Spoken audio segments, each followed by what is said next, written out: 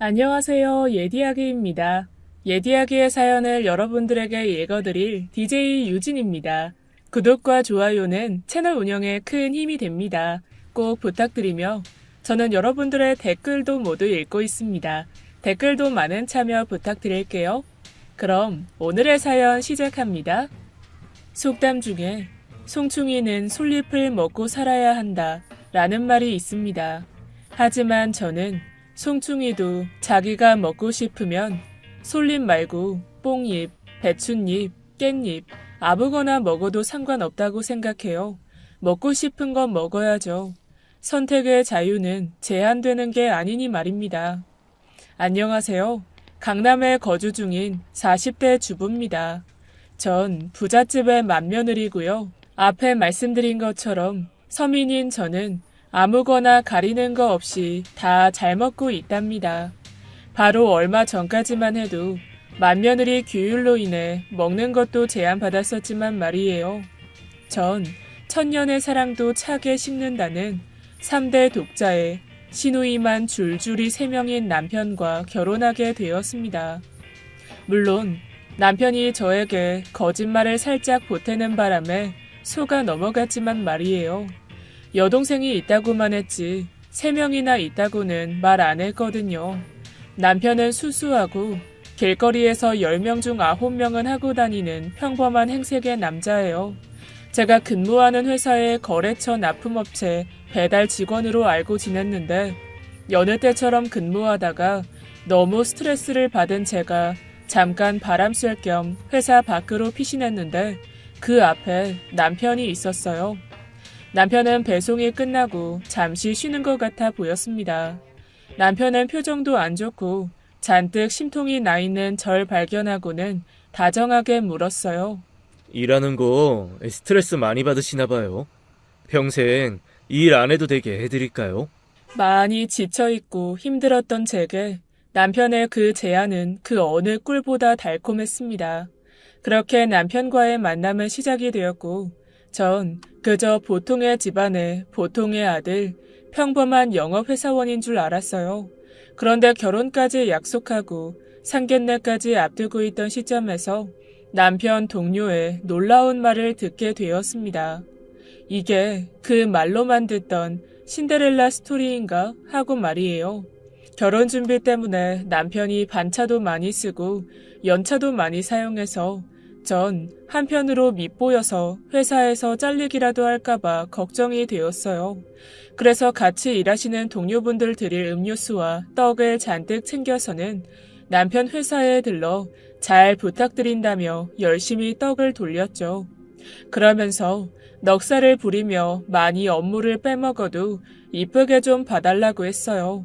그랬더니 한 동료가 하는 말이 에이, 그럼요, 당연하죠. 이 회사 회장님 아들인데 당연한 거 아닌가요? 저희야말로 잘 부탁드립니다, 사모님. 동료분께서 되려 저에게 굽신굽신 인사를 하며 남편이 그 회사 차기 회장이라면서 잘 부탁드린다는 겁니다. 전 전혀 모르고 있었어요. 당연히 남편이 저와 같은 소시민인 줄 알았고 묻지도 않았고 남편 행색이 그렇게 남다르지도 않았거든요. 그냥 딱 보면 물류 영업직 일하는 사람같이 보였어요. 게다가 차를 한 번도 끌고 다닌 적이 없어서 전 차도 없는 줄 알았습니다. 그런데 남편 회사에 들어설 때 광이 번쩍번쩍하던 차 한 대가 남편 거라는 거예요. 서울은 지하철이 더 빠르니 업무할 때는 거의 지하철을 이용한다면서 말이죠. 어안이 벙벙해져 있는데 저 멀리서 먼지를 잔뜩 뒤집어 쓴 남편이 저에게 다가오고 있었어요. 그런데 이전에는 보이지 않던 후광이 막 비추는 거예요. 너무 눈부셨어요. 그때는. 맨날 입는 공장 점퍼가 명품으로 보이고 1, 2만 원 해 보이던 남편의 전자시계가 한정판 장인의 시계로 보이더군요. 역시 선입견이란 무서운 것이었어요. 바깥에 널리고 널린 흔한 남자인 줄 알았던 남편이 이 큰 회사를 이어받을 사람이라고 생각하니 저도 모르게 허리가 숙여지더군요. 다가오는 남편에게 전 직원이 인사를 하는데 저도 꾸벅 인사를 했습니다. 저에게 남은 평생 일 안 하게 해주겠다는 말이 정말 사실일지 몰랐어요. 전 그저 저 꼬시려고 맘에도 없는 말 하는 건 줄 알았거든요. 그냥 말만 받아들이고 회사에 다시 들어가서 열심히 버텼단 말이죠. 결혼식을 준비하면서 저는 꿈에 그리던 사표를 내던졌습니다. 계속 절 붙잡는 과장님의 손을 뿌리치면서 당당하게 저 이제 일 안 해도 돼요 하고 말을 남기고는 그 길로 바로 회사를 나가버렸습니다. 지금 생각해보면 그때 내가 왜 그랬지? 하고 다시 돌아가서 그 사직서 찢어버리고 싶네요. 집안 일을 하는 것보다 회사 일을 하는 게 훨씬 낫다는 것을 그때는 미처 알지 못했습니다. 회사 사람들은 퇴근하고 안 보면 그만이지만 집안일은 퇴근이 없고 집안 사람들은 계속 집에 있다는 거 말이죠. 여름이 지나면 업무가 너무 많아서 빨리 식을 진행해야 한다는 남편의 말에 전 그대로 따랐고 상견례 때부터 전 그들이 사는 세상을 접하게 되었습니다. 상견례 전날 남편은 아무 말 없는데 모르는 번호로 연락이 왔어요. 자기가 남편의 여동생 첫째 시누이라는 겁니다. 자기네 집안은 지켜야 하는 10계명이 있다면서 상견례 날에 저를 비롯해서 저희 친정 식구들 모두 검은색으로 통일을 하라는 거예요. 집안 규율이니 어쩔 수 없다면서 말입니다. 게다가 입는 옷에 브랜드 이름까지 거론하면서 꼭 그 명품 브랜드 착장을 해야 한다는 거죠. 제가 그쪽으로는 잘 모르지만 대략 이름만 들어도 한 번도 구매해보지도 못한 쳐다도 못 볼 명품들이었어요. 그리고 가격을 알아보니 정말 구매할 수도 없는 금액들이었습니다. 지시한 그 옷들이 아니면 상견례 때 수준이 안 맞아서 안 된다라나 뭐라나요? 그래서 다른 방책으로 명품 대여샵을 급하게 알아보고는 풀 착장으로 하루 대여를 하게 되었어요. 부모님께 사정을 말씀드리니 뭔가 앞으로의 저의 고행이 엿보인다며 결혼 후 시댁 생활이 순탄할지 걱정하시더군요. 겨우겨우 시댁에서 억지로 끼워놓은 틀에 맞춰서는 상견례를 진행했습니다. 역시나 어마무시하게 비싼 레스토랑으로 예약을 했더라고요. 원래 상견례면 깔끔하게 식사할 수 있는 한식으로 대부분 준비한다는데 남편 측에서 양식 코스 요리로 준비를 했습니다. 그래서 혹시나 격떨어져 보일까봐 전날 부모님과 함께 그 레스토랑 음식들을 싹 다 파악하고 어떻게 먹는지, 어떤 코스를 먹을 때는 포크를 쓰는 건지 수저를 쓰는 건지 일일이 파악했어요. 미리 공부를 해간 거죠. 부모님께 단단히 숙지를 시켜드렸고 드디어 대망의 상견례 날이 되었습니다. 늘 수수하고 그저 범생이 같은 남편도 그날따라 엄청나게 빼입고 왔더라고요. 그래도 뭐 큰 차이는 없었습니다. 겉모습이 뭐가 중요한가요? 알맹이가 수수하면 아무리 꾸며도 수수하더라고요. 그런데 조금 이상했던 게 저에게 검은 옷을 입으라며 신신당부하던 시누이들은 하얀색으로 맞춰 입고 나왔더군요. 좀 이해하기 어려웠습니다. 무슨 경우지 싶었어요. 저희 가족은 저를 비롯해서 상갓집 저리 가라였거든요. 자리에 앉고 어색한 대화가 한참 이어지다가 조금씩 코스 요리들이 나왔어요. 저와 부모님은 다 꿰고 있어서 다 알고 있는 음식들이었죠. 그래서 시댁 식구들 먼저 식사하시라고 기다리고 있는데 거기서도 많이 이상했습니다. 첫 요리가 달팽이 요리였는데 어떻게 먹을 줄 몰라서 한참을 두리번대다가 껍질 벗기는 도구가 따로 있는데 나이프를 망치같이 쓰면서 거의 달팽이 껍데기를 산산조각 내서 먹는 거예요. 아니 저게 뭐 하는 짓이지 싶을 때 심지어 시누이는 낑낑대다가 달팽이가 미끄러지는 바람에 그 옆에 있던 제 남편 눈퉁이에 맞았어요. 첫 식사부터 꼬여서는 전 남편의 눈을 부여잡아주고 화장실로 후다닥 가고 민망했는지 시댁 식구들은 먹는 둥 마는 둥 하더라고요. 그리고는 급히 자리를 정리하고 돌아갔습니다. 남편에게 물으니 그 레스토랑 처음 가본 거라고 하더라고요. 당연히 저와 친정 식구들은 시댁에서 자주 가던 곳이니 먼저 그렇게 자신있게 추천한 줄 알았습니다. 그때까지만 해도 좀 이상하고 불편했지만 뭔가 이유가 있었거니 하고 넘겼죠. 원래 결혼하고 바로 시댁에 들어가기로 약속이 되어 있었는데 다시 그 시누이에게 연락이 와서는 한 달 정도의 시간이 더 필요하다고 하는 거예요. 아무래도 새로 식구가 더 늘어나니 정비를 하시는가 보다 라고 생각하면서 내심 어떻게 절 반겨주실지 기대하고 있었어요.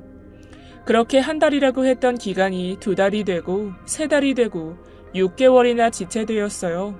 전 결혼을 했지만 하지 않은 사람처럼 그 6개월을 솔로 아닌 솔로로 지냈습니다. 뭘 얼마나 거창하게 준비하시나 했어요. 남편은 일 때문에 바쁘고 집에서 알아서 하겠거니 하고는 딱히 관심이 없었고요. 꼭 제가 재촉하는 느낌이 들까봐 오랜 시간이지만 따로 연락하거나 보채지 않았습니다. 그렇게 기다리고 기다리던 시댁 입성날 막 집 안으로 들어서는데 드라마에서 보던 부잣집이랑 분위기가 너무 비슷한 거예요. 일하시는 분들이 유니폼도 입고 있고 주방 일하시는 여러 가사 도우미 분들이 하얀 모자에 하얀 앞치마도 하고 말이에요. 드라마가 마냥 허상은 아니었구나 하고 신기했죠. 게다가 굉장히 비싸 보이는 고양이도 보이고 시어머니와 시누이들의 옷차림도 예사롭지 않았습니다. 집안에서 무슨 드레스 같은 걸 입고 있는 거예요. 살짝 부담스러웠지만 부자들은 원래 그런가 보다 했어요. 시어머니와 시누이들은 저를 앉혀놓고는 이 집안에 대한 설명을 일장연설하셨습니다. 집이 넓어서 찾기 어려우니 미리 숙지를 하라고 하시고는 상견례 전날 잠깐 내비쳤던 이 집안의 10계명을 다시 한번 언급하셨어요. 첫 번째 10계명으로 음식을 먹을 때는 소리를 내지 말라, 격식에 맞게 먹어라 였습니다. 식사 시간에 음식 먹는 소리를 내면 너무 천박해 보이니 절대 안 된다고 당부하시고는 첫째 시누이가 못 배운 티 내지 말라면서 저에게 너무 얄밉게 말하더군요. 저나 제 주변 사람들이나 쩝쩝 소리 내는 사람이 단 한 사람도 없어요. 이제껏 한 번도 그런 사람을 곁에 둬본 적도 없고 말이죠. 그런데 그렇게나 식사할 때 소리 내지 말라고 조심하라던 그들이 같이 처음으로 식사하게 된 식탁에서 전 쩝쩝이 중창단을 보았습니다. 저와 남편을 제외하고 어쩜 일부러 저러는 걸까 싶게 쩝쩝대는데 나중에는 잠결에도 환청처럼 그 쩝쩝 소리가 들리더군요. 물 마실 때도 쩝쩝 소리 내는 사람들 처음 봤어요. 맛있게 먹는 것처럼 보이고 복스럽다라고 할 수 있지만 저에게 말해놓은 게 있잖아요. 그렇게나 언행 불일치인 사람들 보다 처음 봤습니다. 그래서 남편에게 물었어요. 제가 10계명이라는 걸 받았다고요. 남편은 그런 게 있었냐며 오히려 저한테 되물더라고요. 뭐? 웬 10계명? 가훈도 안 지키는 사람들이 그런 게 있을 리가. 장난치는 거 아니고? 그러더니 언제 자기들끼리 정한 것 같다며 대충 장단만 맞춰주라는 겁니다.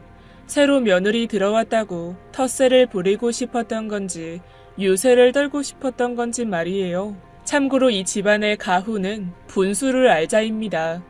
그리고 10계명의 두 번째는 늘 참하게 단정하게 입어라예요. 둘째 날 제가 무릎 아래로 오는 스커트를 입고 돌아다녔는데 둘째 시누이가 절 불러 세우는 거예요. 옷차림이 너무 경박스러운 거 아니냐면서 말이죠. 그래서 너무 어이가 없어서 어느 부분이 그런지 알려달라고 했어요. 그랬더니 헛웃음을 막 치면서 말대답하는 거냐고 소리를 치더군요. 저와 둘째 시누이가 대화하던 중에 옆으로 지나가던 셋째 시누이가 하의가 없이 돌아다녔습니다. 하의 실종이라고 하죠. 큰 티셔츠에 아주 짧아 티셔츠에 가려진 짧은 바지를 입었더라고요. 팬티만한 바지요. 전 둘째 시누이의 말에 대꾸 없이 셋째 시누이의 바지를 가리키고는 자리를 피해버렸습니다. 이건 너무 대놓고 트집인 거잖아요. 지들은 맘대로 다니면서 왜 저만 속박하는 건지 말이에요. 솔직히 말해서 되게 우아한 척은 다 하는데 호박에 줄 긋는다고 수박 안 되듯이 비싼 걸로 치장하면 돈 쓴 티가 좀 나야 하는데 되게 겉돌아요. 시어머니나 시누이들 모두 안 어울리는 옷을 입은 듯이 굉장히 어색하고 촌스럽거든요. 게다가 제가 시댁에 들어온 건지 연극이 시작된 건지를 모르겠더라고요. 집에 계신 가사 도우미분들이 다들 오래되신 분들인 줄 알았어요. 원래 그런 부잣집들 보면 몇 년씩 관리해주시는 분들이랑 계속 가잖아요. 그런데 어느 날 일어나서 물을 마시고 있는데 한 도우미분이 갈팡질팡하고 계시는 겁니다. 그래서 도와드리려고 다가갔는데 서재가 어딘지 헷갈리신다는 거예요. 여쭤보니 제가 처음 이 집에 들어온 날과 같은 날 오셨다는군요. 그리고 시누이들도 가끔 방 위치를 헷갈려 해요. 남편도 그렇고요. 남편 말로는 원래 전에는 방마다 표시가 되어 있었다고 했어요. 그런데 제가 들어올 때쯤 다 떼버렸다고 말이에요. 오히려 제가 방 위치를 시댁 식구들에게 알려줄 지경이었어요. 그뿐만이 아닙니다. 처음 들어왔을 때 집안에 돌아다니던 그 고급진 고양이, 그 고양이 이름을 아는 사람이 단 하나도 없어요. 전 고양이 키워보지도 않았는데 적어도 고양이가 뭘 먹는지, 화장실을 어떻게 가리는지 정도는 안단 말이죠. 모래 화장실이 없어서 고양이가 막 우는데 시끄럽다고 짜증이나 내고 결국은 고양이가 시누이를 막 핥혔어요. 이 집안에서 제일 똑똑한 건 그 고양이 하나뿐이라니까요.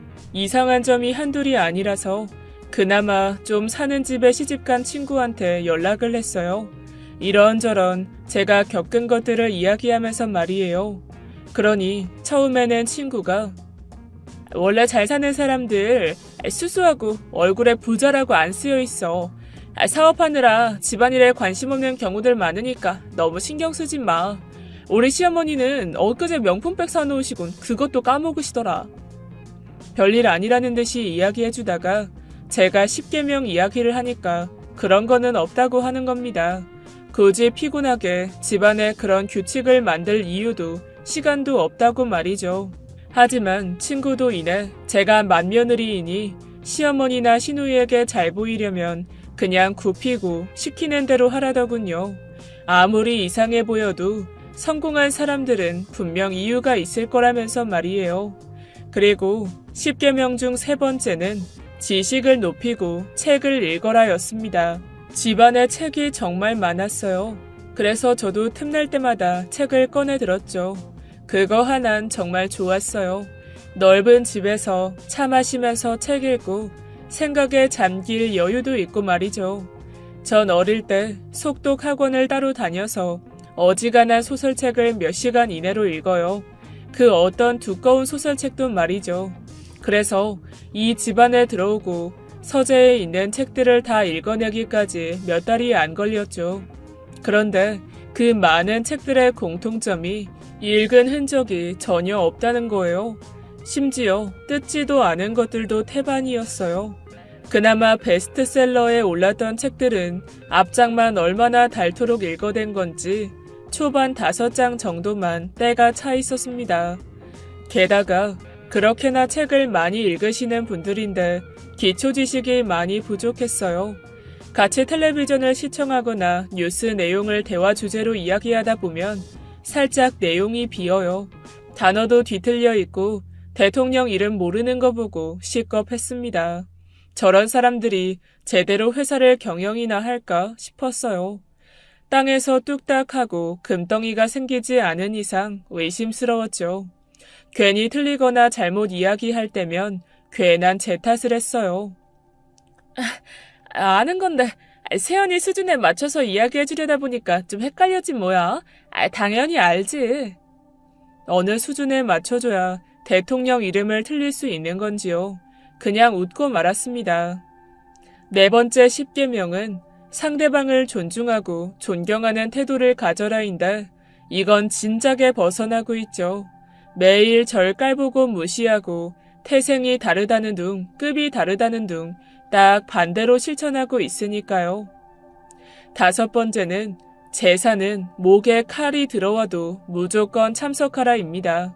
제가 제일 좋아하는 10계명 대목이에요. 이 집안 기독교라 제사 없어요. 안 해요. 주말마다 교회 가는데 그걸로 퉁쳐요. 이 대목부터 슬슬 어디서 복사해 온 게 티가 나죠. 10계명의 6번째는 유일하게 지키고 있는 구절입니다. 개같이 벌어 정승같이 써라. 자산은 후회 없이 쓰는 것이 지혜다. 사실 반대로 실천하고 있어요. 정승같이 벌어서 개같이 쓰고 있거든요. 어디 누가 줘도 안 가질 것 같은 이쁜 쓰레기들을 그렇게 사요. 생각 없이요. 외국 사이트에서 비싸게 5억 반신욕기를 사서는 배송비만 몇백을 날리고선 안 씁니다. 코드 꼽자마자 온 집안 전기가 다 나갔어요. 전구 다 터지고 난리도 아니었습니다. 연예인 누가 시상식 때 입었다면서 드레스를 샀는데 그것도 안 입어요. 아니, 못 입어요. 시누이가 시어머니 사드린 건데 올해 환갑 넘으신 시어머니가 수지가 입은 걸 어떻게 입어요? 그렇게 막 쓰면서 저한테는 장 볼 때 무조건 시장에서 장을 보라고 하질 않나? 야채는 얼마가 넘으면 안 된다고 돈을 지혜롭게 쓰라며 훈수 드립니다. 양파 한 개가 얼마인지도 모르면서 참. 그렇게 시댁의 10계명을 10계명으로 납득할 때쯤 이전에 고민을 토로했던 잘 사는 친구에게 다시금 연락이 왔어요. 뭔가 알 것 같다면서 말이죠. 시댁 집안에 대해서 좀 알아본 모양이었어요.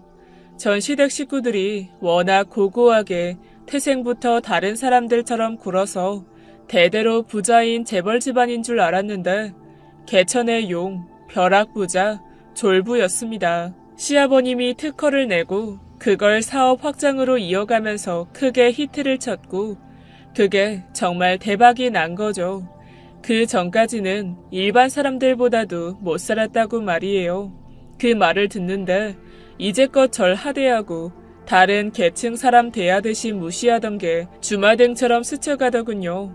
게다가 너희 시아버님도 능력자이신데 네 남편이 더 대박이야. 이쪽에 소문이 파다해. 시아버님 대에서 끊길 뻔했는데 네 남편이 더 확장시켜서 초대박 친 거야. 너 진짜 시집 잘 갔다 얘. 이제까지의 시댁에서 받은 서름이 싹 씻기는 말이었어요. 그저 일만 열심히 하는 줄 알았던 남편이 일을 잘하기까지 그것도 천재적으로 잘했구나 하고 말이죠. 그리고 한마디로 일은 남편만 하는 거고 시어머니나 시누이들은 손 하나 까딱 안 하고 돈만 쓰고 있는 거였죠. 저한테 생색만 내고 말이에요. 시아버님이 돌아가시고 남편이 바로 회사를 이어받은 거거든요. 돈은 남편이 벌지 지들은 하는 거 없지. 시간은 많지. 그러니 얼마나 제가 눈에 거슬리겠어요. 게다가 회사가 지금도 그렇고 앞으로도 남편 몫이니 말입니다. 남편은 정말 눈코 뜰 새 없이 바빠요. 분명 신혼인데 전 신랑 없이 혼자 떠도는 생과부나 마찬가지거든요. 남편이 약속한 대로 일 안 하고 사는 것까지는 좋은데 일만 안 하고 살게 될 줄은 몰랐어요. 그래서 큰맘 먹고 남편 몰래 회사에 들렀어요. 멀리서 남편이 보이길래 너무 반가워서 뛰어가는데 남편이 직원들이랑 일 이야기를 한참 하다가 그 먼지구덩이 속에서 크림빵이랑 우유를 급하게 먹는 거예요. 직원들과 같이 말입니다. 그래서 제가 먼 발치에서 남편을 바라보면서 전화를 걸었어요. 여보, 바빠? 밥은 먹고 일하고 있지? 그럼 잘 챙겨 먹고 있지. 당신은? 나야말로 잘 먹지. 당신 뭐 먹는데? 나? 나는 한식 먹었지, 한식. 아우, 배부르네. 제 눈앞에서 착한 거짓말을 하는데 속으로 너무 미안했어요. 남편은 저렇게 힘들게 일하고 있는데 나라는 한심한애는 시댁 싣고 이르려고 달려오기나 하고 전 발길을 돌려 다시 집으로 향했습니다. 아주 나중에 듣기로는 남편은 정말 한식을 거하게 먹었더군요. 그때 제가 본 건 한식 먹은 후에 간식이었습니다. 10계명의 7번째는 가족을 먼저 사랑하라입니다. 이것도 잘 지키고 있어요. 전 남이니까요. 남편만 퇴근하고 들어왔다 하면 만사 제치고 달려나가고 서로 어찌나 아끼는지. 어느 날은 제가 위경련이 심해서 친구가 선물로 보내준 국화차를 마시면서 속을 달래고 있는데 그 모습을 본 셋째 시누이가 어쩐 일로 저에게 관심을 가져주는 건지 그래도 걱정은 되는구나 했는데 제 큰 착각이었어요.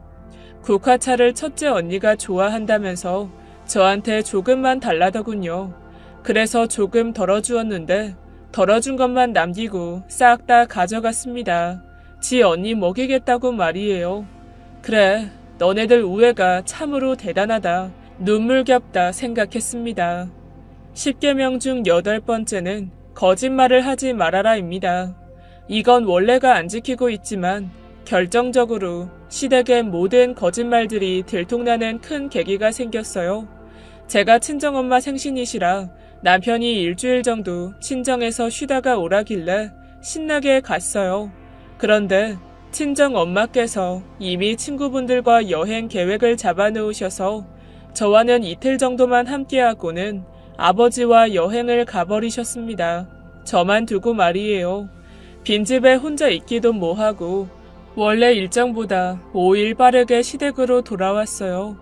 연락드린다는 걸 깜빡해서 일단은 그냥 집안에 들어섰는데 대단히 재미있는 광경을 보았습니다.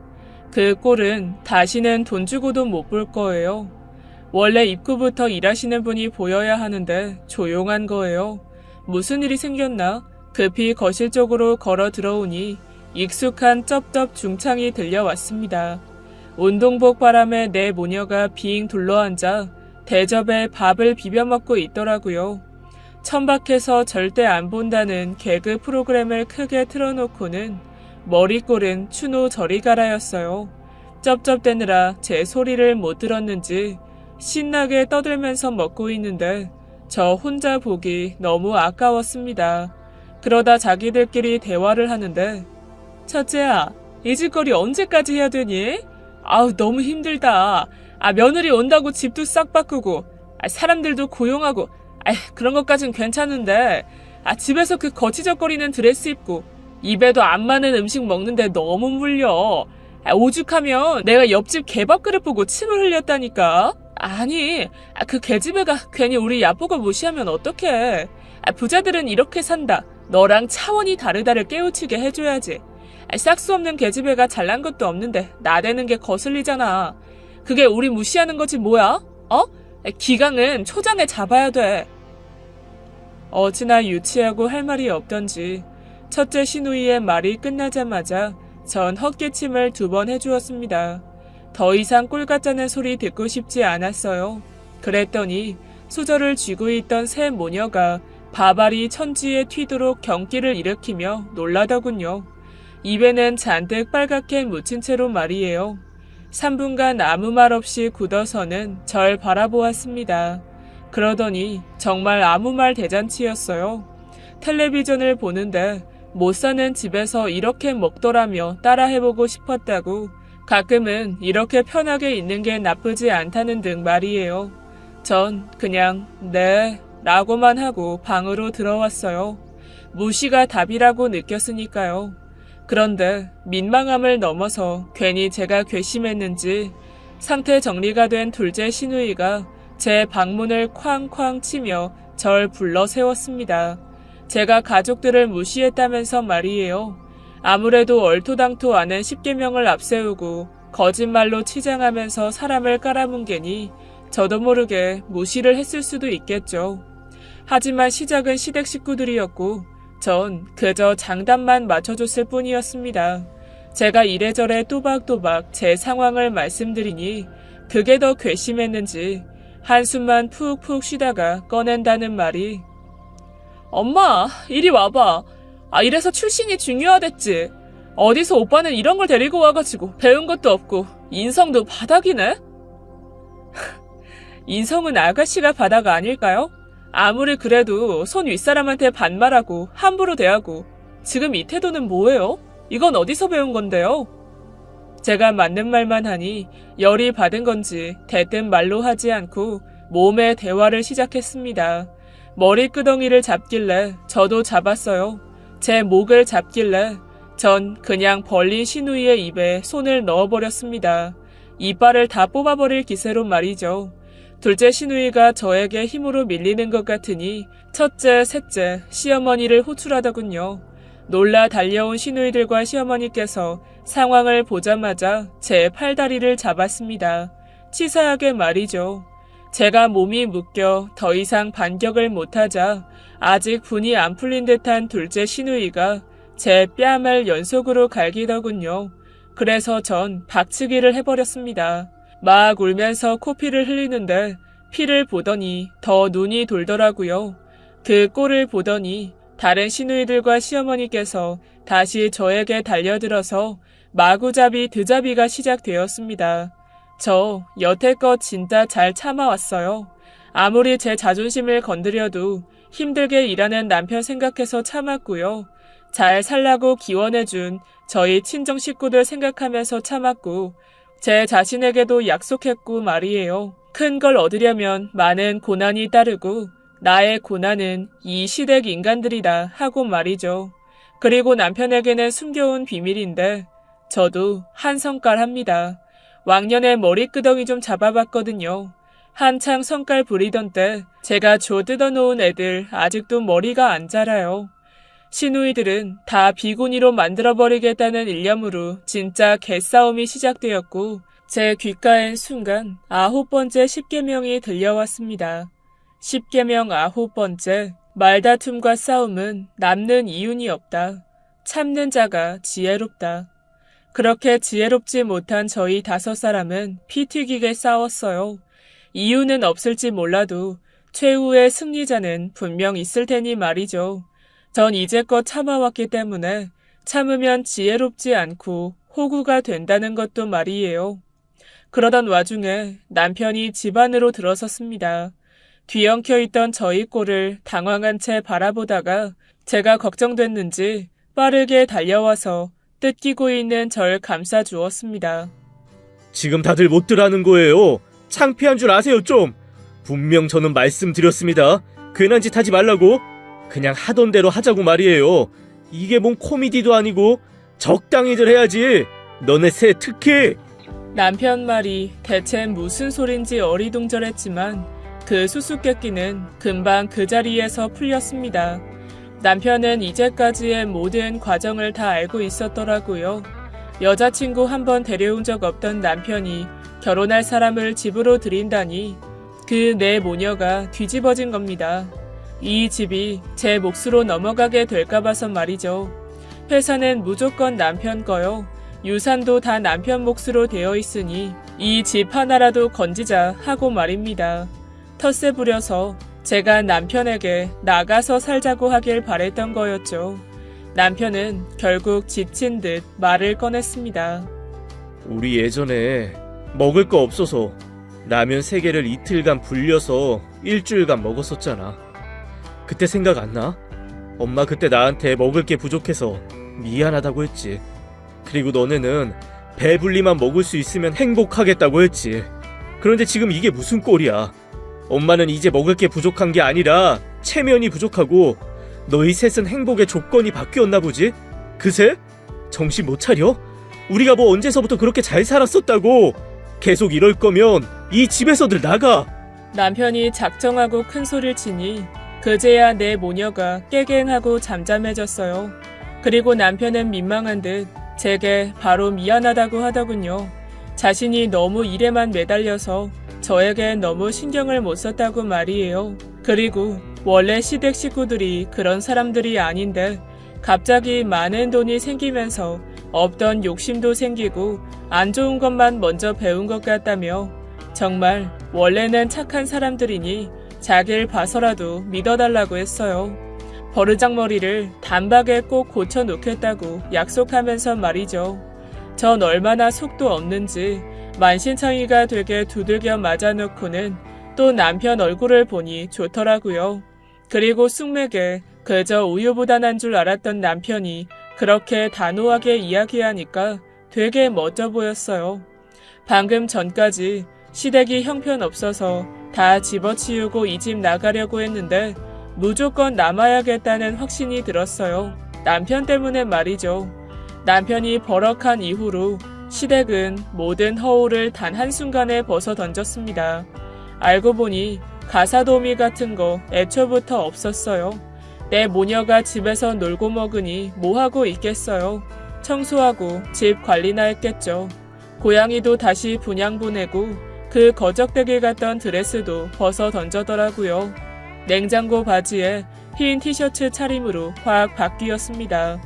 그리고 늘 식탁에 올라오던 말도 안 되는 양식 음식들도 더 이상 출연하지 않았고 청국장이나 돌나물 같은 토속적인 원래 입맛의 음식들만 드시더군요. 게다가 원래 책 같은 거 안 읽는답니다.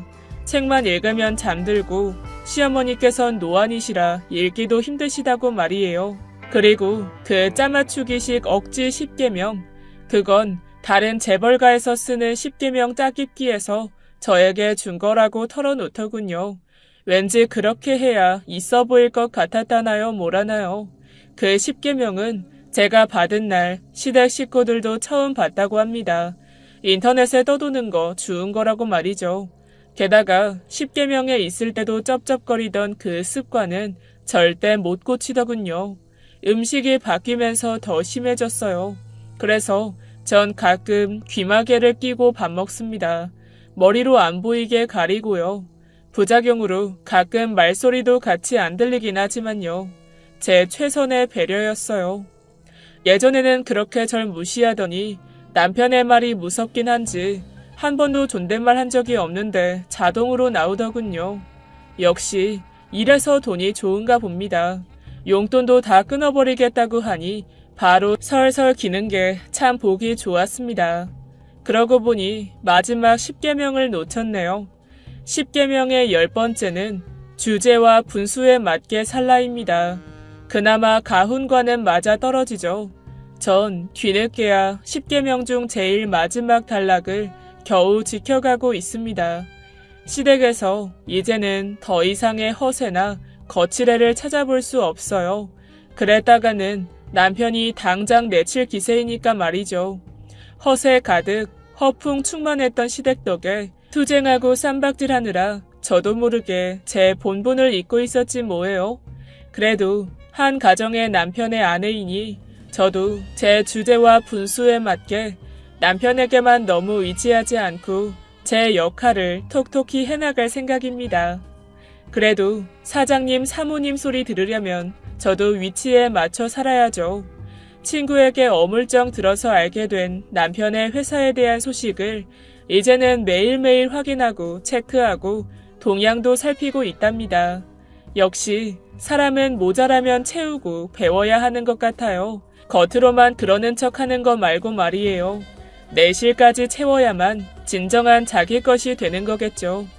지금까지 부잣집 흉내내기 실패한 엉뚱하고 철없는 제 시댁 이야기를 들어주셔서 감사합니다. 부잣집 마나님 말고 마음이 부자인 남편이 기댈 수 있는 가족이 되는 게 빠를 것 같습니다. 긴 이야기 끝까지 들어주셔서 감사합니다. 지금까지 예디야기였습니다. 끝까지 함께 해주신 여러분 진심으로 감사드리며 전 내일 이 시간 다시 돌아올게요. 감사합니다.